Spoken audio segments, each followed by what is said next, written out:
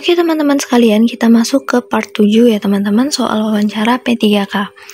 Nah, dalam konteks pengembangan karir, bagaimana Anda memastikan bahwa Anda selalu mengupdate keahlian dan pengetahuan Anda? Yang A, mengikuti pelatihan, seminar, atau workshop yang relevan dengan bidang saya.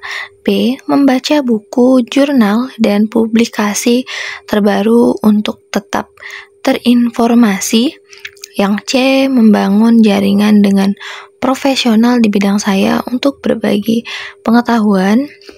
Yang D, mengambil kursus online atau kelas yang sesuai dengan kebutuhan pengembangan saya. Nah, silakan dijawab dulu teman-teman. Setelah itu kita akan masuk pembahasan dan memilih jawaban yang paling tepat. Nah, kita lihat di sini ya teman-teman sekalian.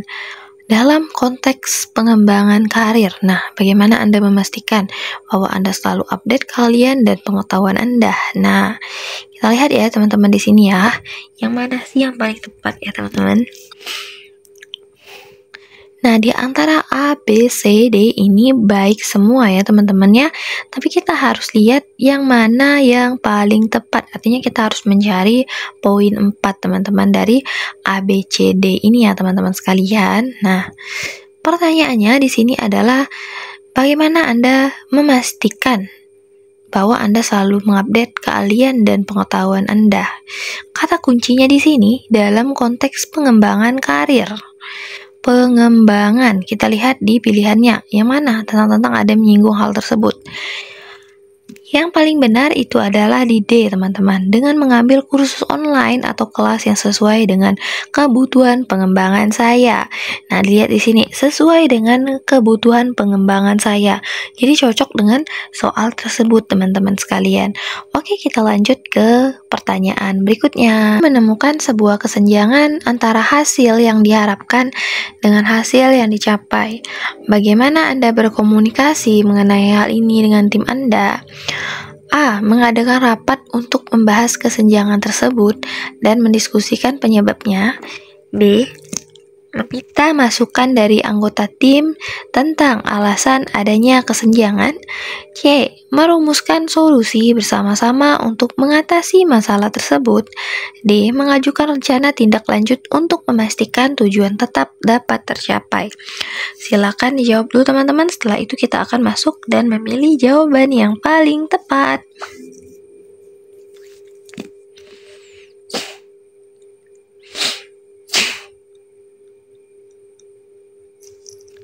Oke, kita lihat di sini ya teman-teman sekalian. Ini kata kuncinya menemukan sebuah kesenjangan antara hasil yang diharapkan dengan hasil yang dicapai. Jadi yang kita harapkan dengan yang kita capai itu tidak sesuai teman-teman. Jadi ada kesenjangan.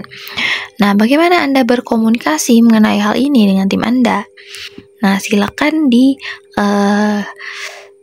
lihat dulu ya teman-teman ya. Kita lihat ya dan kita bahas dulu nih.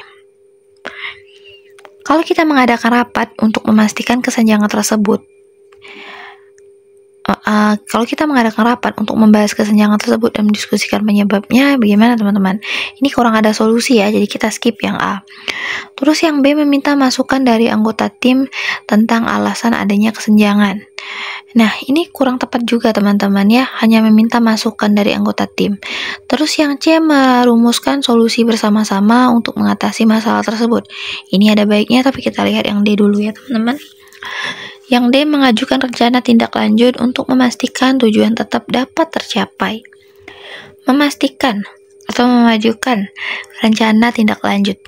Ini juga kurang tepat. Jadi yang paling tepat itu adalah merumuskan solusi bersama-sama untuk mengatasi masalah tersebut. Oke, kita lanjut ke soal berikutnya. Jika Anda memiliki perbedaan pendapat dengan seorang kolega mengenai suatu proyek, bagaimana Anda mendekati konflik tersebut dan mencari solusi? A, mengajak kolega tersebut untuk diskusi pribadi dan menyampaikan pandangan saya. B, mendengarkan pandangan dan argumen kolega dengan pikiran terbuka. C, mencari titik temu atau kompromi yang dapat diterima kedua belah pihak. D, jika perlu, meminta masukan dari pihak ketiga atau atasan untuk membantu menemukan solusi. Silakan dijawab dulu teman-teman. Setelah itu kita akan masuk ke pembahasan dan memilih jawaban yang paling tepat. Oke, lanjut kita masuk ke pembahasannya. Nah, di sini kata kuncinya ya, teman-teman sekalian, itu adalah memiliki perbedaan pendapat dengan seorang kolega, teman-teman. Bagaimana sih kita mendekati konflik tersebut dan mencari solusinya? Nah, kira-kira gimana teman-teman sekalian? Nah, yang A, mengajak kolega tersebut untuk diskusi pribadi dan menyampaikan pandangan saya. Ini kurang tepat juga ya teman-teman ya, karena tidak ada dari kedua belah pihak ya, hanya kita sendiri yang menyampaikan pandangan kita sendiri. Ini kurang tepat teman-teman. Terus yang B, mendengarkan pandangan dan argumen kolega dengan pikiran terbuka. Ini hanya mendengarkan pikiran kolega saja, tapi tidak ada kita menyampaikan pendapat di pilihan B. Ini bukan ya teman-teman ya. Terus yang C, mencari titik temu atau kompromi yang dapat diterima kedua belah pihak. Nah, ini ada benarnya teman-teman. Jadi C ini boleh disimpan, tapi kita lihat yang D dulu teman-teman ya. Yang D, jika perlu meminta masukan dari pihak ketiga atau atasan untuk membantu menemukan solusi. Nah, ini kurang tepat juga ya. Jadi yang paling tepat itu adalah yang C ya teman-teman, dengan mencari titik temu atau kompromi yang dapat diterima kedua belah pihak ya teman-teman ya.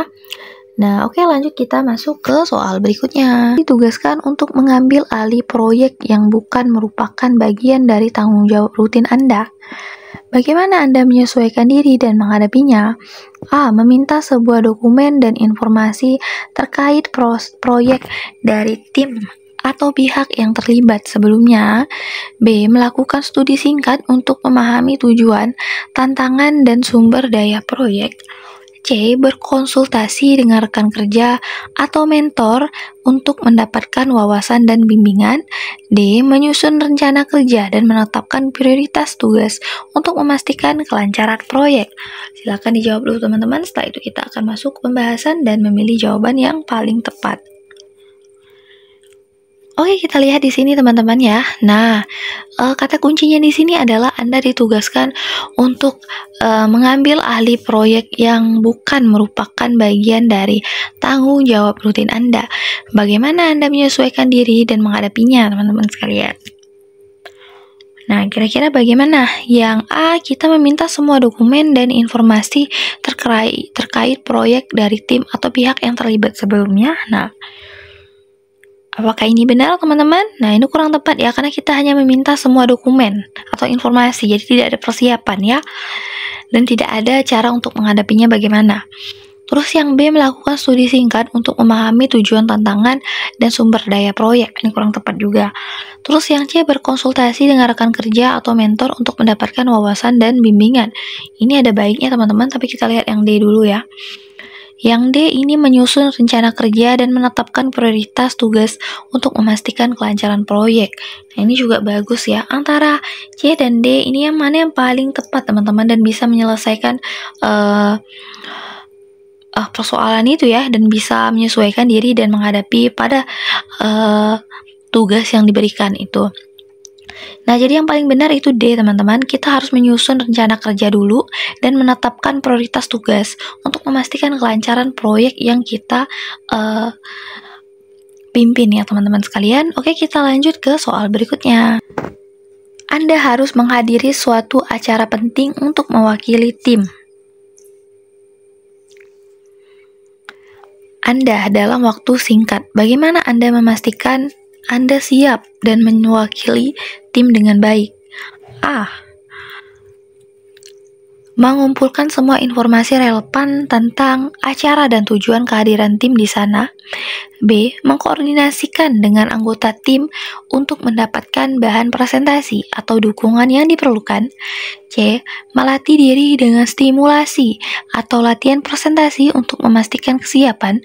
D, menanyakan masukan atau feedback dari rekan kerja mengenai materi yang akan disampaikan di acara tersebut. Silakan di pause dulu ya teman-teman. Setelah itu kita akan masuk ke pembahasan dan memilih jawaban yang paling tepat. Nah, di sini kira-kira ya teman-teman ya, ini ada kode kata kuncinya. Kita diharuskan menghadiri suatu acara penting untuk mewakili tim Anda dalam waktu singkat. Nah, ini kita ditugaskan untuk mewakili tim Anda dalam waktu singkat, bagaimana Anda memastikan bahwa Anda siap mewakili tim dengan baik? Nah, kira-kira yang mana, teman-teman? Kalau yang A di sini mengumpulkan semua informasi relevan tentang acara atau tujuan kehadiran tim di sana, ini kurang tepat ya. Kita tidak hanya mengumpulkan semua informasi relevan tentang acara, teman-teman. Itu tidak akurat. Terus yang B, berkoordinasi dengan anggota tim untuk mendapatkan bahan presentasi atau dokumen yang diperlukan. Ini hanya kita mengambil dokumennya, tapi ini tidak ada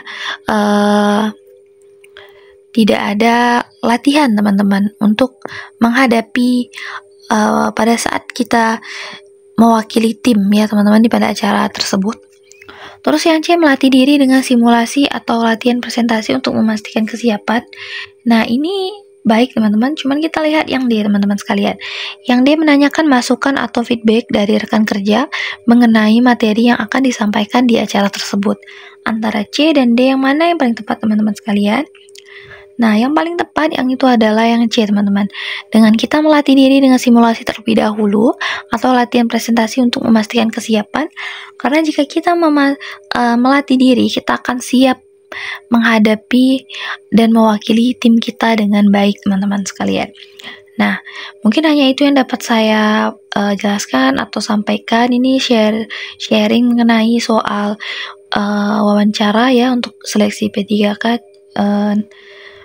Semua formasi ya, teman-teman. Semoga video ini bermanfaat dan memberikan dampak yang luar biasa ya untuk kalian yang ingin belajar seleksi P3K di tahun ini ya. Semoga video ini memiliki manfaat bagi banyak orang. Boleh di subscribe, like, dan komen, serta di share ke media sosial, karena jika banyak yang melihatnya akan memberikan banyak sekali manfaat bagi orang lain, teman-teman sekalian. Dan jangan lupa juga cek di playlist kami, itu ada kumpulan soal SJT dari part 1 sampai part berjalan ya, teman-teman. Itu rekomendasi sekali ya untuk P3K guru ya, yang melamar P3K guru di kebutuhan khusus. Dan kita juga ada soal manajerial untuk semua formasi, terus soal sosiokultural untuk semua formasi, dan soal wawancara dari part 1 sampai part berjalan. Silahkan cek saja di channel kami ya, teman-teman sekalian. Dan akhir kata, wassalamualaikum warahmatullahi wabarakatuh.